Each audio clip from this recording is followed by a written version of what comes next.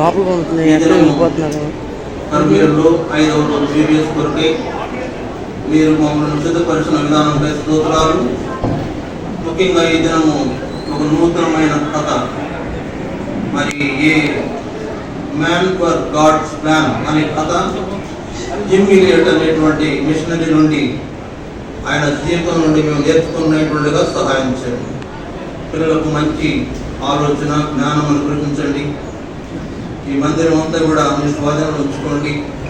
ఎలాంటి ఆటంకం లేకుండా మీరే సహాయం చేయమని మీ రక్త ప్రోక్షణ కోరుకుంటూ విశ్వాసంతో మీ పాదములకు మమ్మల్ని మేము సమర్పించుకుంటూ యేసు ప్రభు నామమున స్తుతించి ప్రార్థిస్తున్నాం తండ్రి, ఆమేన్.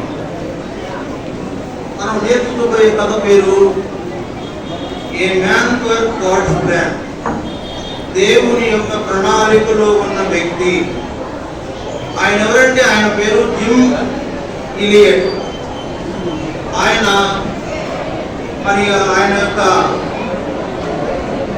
ఊరు ఏ ఊరంటే, తల్లిదండ్రులు అంటే భక్తిపరమైన తల్లిదండ్రులకు ఆయన జన్మించిన వాడుకున్నాడు.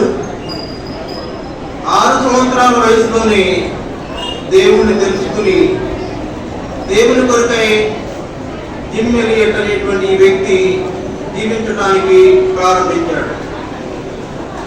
ఆయన యొక్క జీవితంలో 6 సంవత్సరాలకే దేవుణ్ణి తెలుసుకుని అనేకులను దేవుని గురించి అనేకులకు తెలియజేయాలనేటువంటి ఆలోచన కలిగిన వాడు.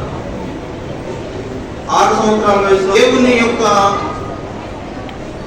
ఏర్పాటులో తన జీవితం ఉండాలని దేవునికి లోబడి జీవించినటువంటి వాడు. దేవుని విశ్వసించి దేవుని ఏర్పాటులో జీవించినటువంటి వాడుగా చైల్డ్ ఏజ్లోనే మనము జిమ్ ఎలియట్ని చూస్తున్నాం. తర్వాత ఆయన టీనేజ్లోకి వచ్చినప్పుడు మరి ఆయన చిన్నతనంలోనే ఆయన పాఠశాలలో చదువుకునేటప్పుడే ఆయనకు ఒక కళ వచ్చిందంట. ఆ కళ ఏంటంటే, ఆయన కళలో ఒక పడవ తయారు చేస్తున్నట్టు కళ వచ్చిందంట.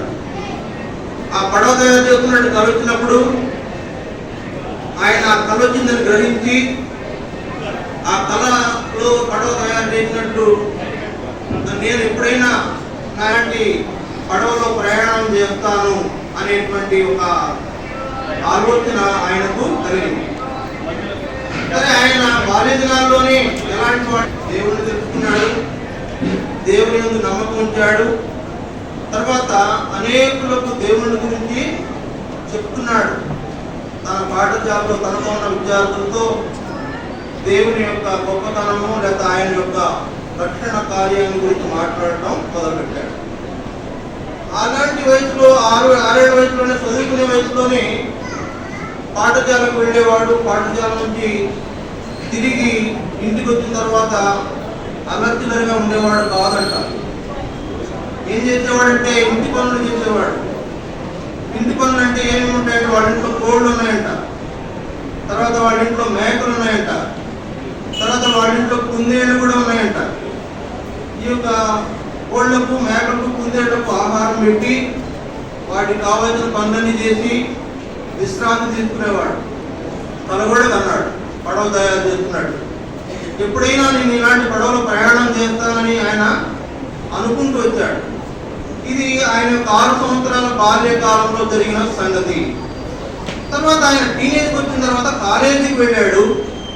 కాలేజీకి వెళ్ళిన తర్వాత కాలేజీ చేరే సమయానికి ఆయన దేవుని యొక్క ఏర్పాటు ఏంటనేది ఎరగాలని ఆయన ఆలోచిస్తూ వచ్చాడు. చూడండి, జిమ్ ఎలియట్ అంటే మీకు చెప్తున్నాను కదా, వ్యక్తిని మీరు చూడలేదు కదా.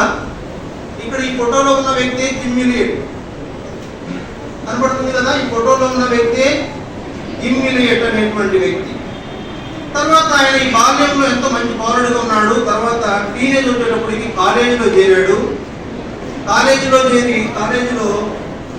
చేరిన తర్వాత ఆయనకు మంచి మంచి లక్షణాలు అలవర్చుకుంటూ వచ్చాడు. అదేంటంటే ప్రార్థన చేయడం.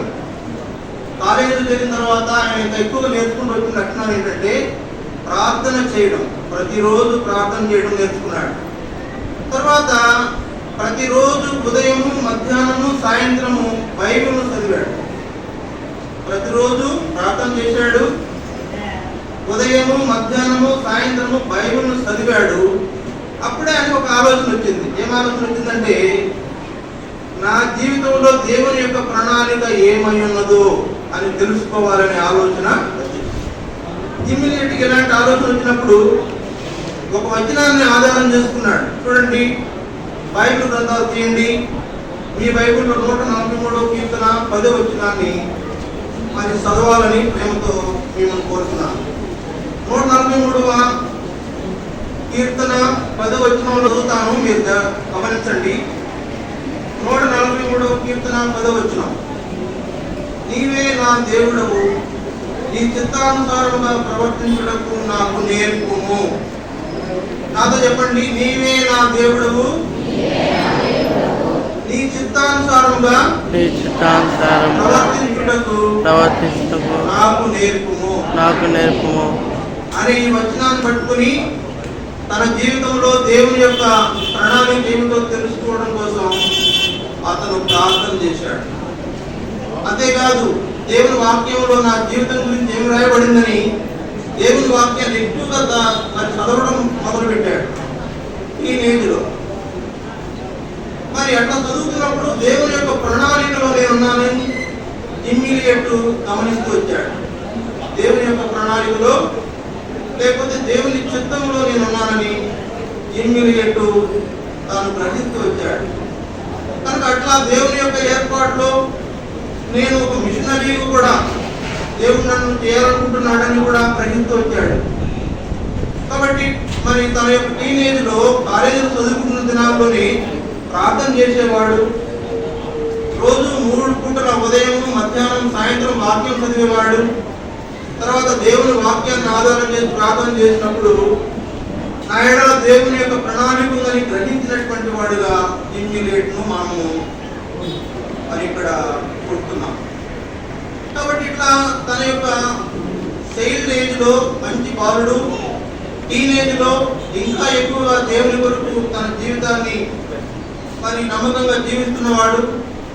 తర్వాత తనకి ఎంగేజ్ వచ్చినప్పుడు, అనగా తనకి సుమారుగా 25 సంవత్సరాల వయసు వచ్చినప్పుడు తాను మిషనరీగా దేవుని యొక్క ప్రణాళికను జరిగించడానికి అతను ఇష్టపడుతూ వచ్చాడు. మరి చూడండి, దేవుని కొరకు, దేవుని పరిచయం జరిగించడం వరకు నేను ఎంతో దృఢమైన వ్యక్తిగా ఉండాలని ఇమ్మీడియట్ అనుకున్నాడు.